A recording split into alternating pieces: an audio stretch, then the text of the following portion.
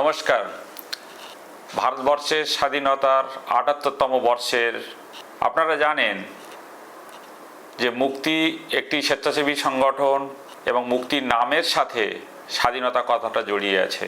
এমনকি বেশ কিছু দেশের স্বাধীনতা আন্দোলনকে মুক্তিযোদ্ধা বা মুক্তি আন্দোলন হিসাবে দেখা হতো। সেই জন্যই 15ই আগস্ট প্রত্যেক বছর মুক্তির কাছে একটি গুরুত্বপূর্ণ দিন। এটা একটি স্বাধীনতার লড়াই। স্বাধীনতা কেবলমাত্র একটি রাজা পরিবর্তনের লড়াই নয়, আমাদের কাছে সেটা কেবলমাত্র ইংরেজদের বিতাড়ন করার লড়াই ছিল না। সেটা একটা গুরুত্বপূর্ণ, কিন্তু এর সাথে সাথে আমাদের আরো অসংখ্য জায়গা থেকে স্বাধীনতা আনতে হবে।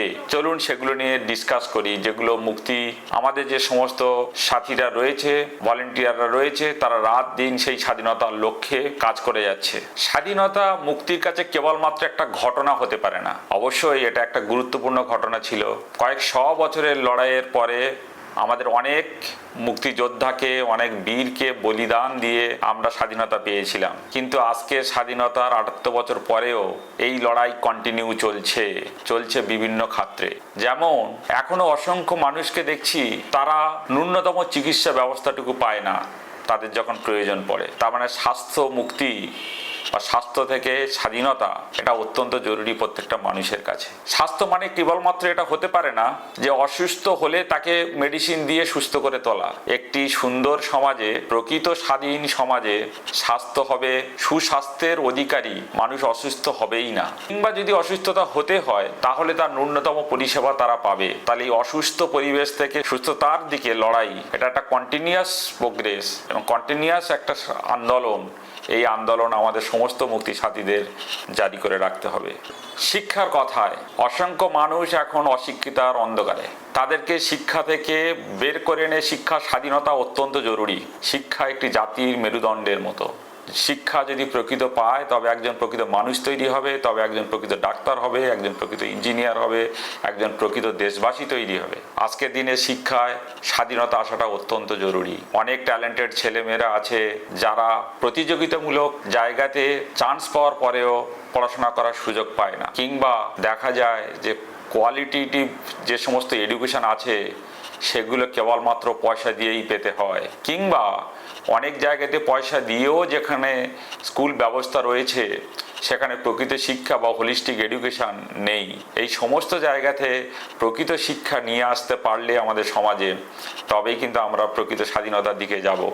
আমাদের যে সমস্ত মুক্তি সাথীরা রয়েছেন তারা কিন্তু অক্লান্ত পরিশ্রম করে চলেছেন যে এই শিক্ষা মুক্তি বা শিক্ষার আঙ্গিকে কিভাবে আমরা স্বাধীনতা আনতে পারি। এই লড়াইও একটি স্বাধীনতার লড়াই।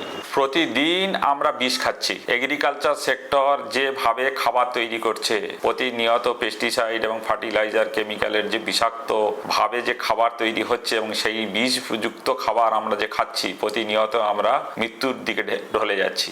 এর থেকে মুক্তি প্রয়োজন নেই, এর থেকে স্বাধীনতা প্রয়োজন নেই। একজন কৃষক যদি সুন্দর খাবার না বানাতে পারে, বিষমুক্ত খাবার না বানাতে পারে, তাহলে একটি সোসাইটি সে যতই ইংরেজদের থেকে মুক্ত হয়ে থাকুক না কেন, কিসের স্বাধীনতা আসবে? এই স্বাধীনতা লড়াই বিষমুক্ত খাবারের লড়াই। মুক্তির সাথীদের সে লড়াই কিন্তু লড়তে হবে। অসংখ্য মানুষকে দেখছি আমরা জীবিকার লড়াই করে যাচ্ছি।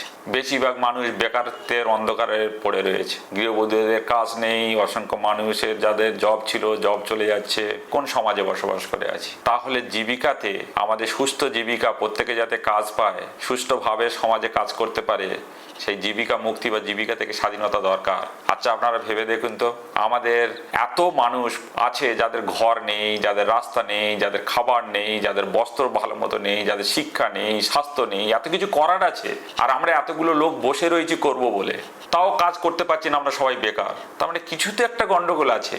সেখানে আমাদের মুক্তিশালীদের অক্লান্ত পরিশ্রম করা দরকার। বিজনেস মডেলের উপরে, এঙ্গেজমেন্ট মডেলের উপরে, মানুষের জব তৈরি করার মডেলের উপরে তাদেরকে এঙ্গেজ করে স্বাস্থ্য, শিক্ষা, কৃষিতে অনেকভাবে আমরা কাজ করতে পারি, তাহলে আর কেউ বসে থাকবে না। তো এই বেকারত্ব মুক্তি বা বেকারত্ব থেকে স্বাধীনতা, এটা একটা সংকল্প হওয়া উচিত আজকের দিনে আমাদের সবাই।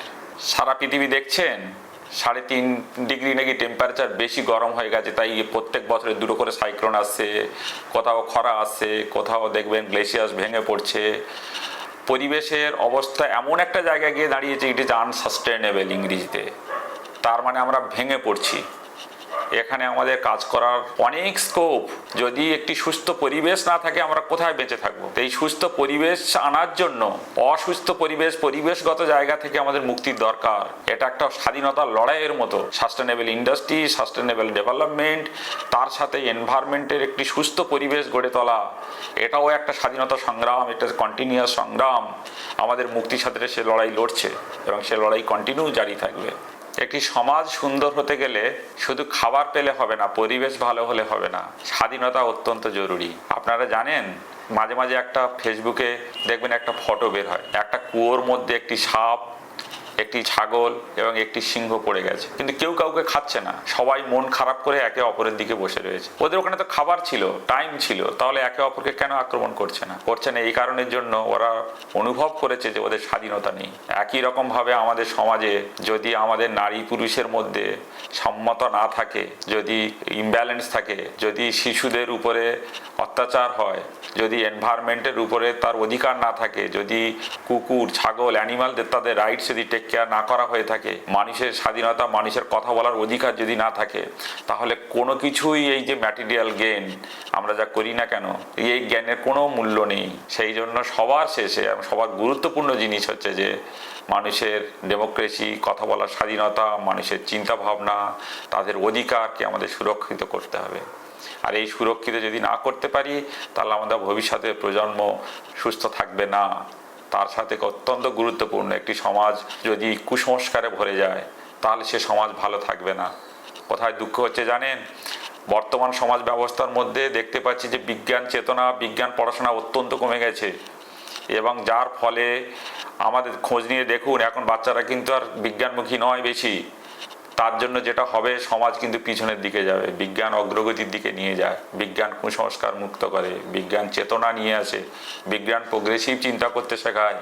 সেই বিজ্ঞানমুখী আমাদের ছেলে মেয়েদের করতে হবে এবং কুসংস্কার মুক্ত সমাজ তৈরি করতে হবে। তবে একটি আদর্শ সমাজের স্বপ্ন আমরা দেখব এবং করতে পারবো।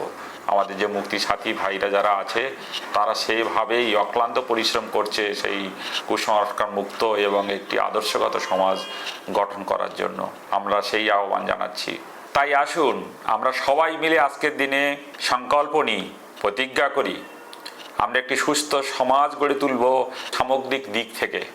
আর আজকের দিনে সেই শপথ নিয়ে আমরা কথা শেষ করি। ধন্যবাদ, সবাই ভালো থাকবেন।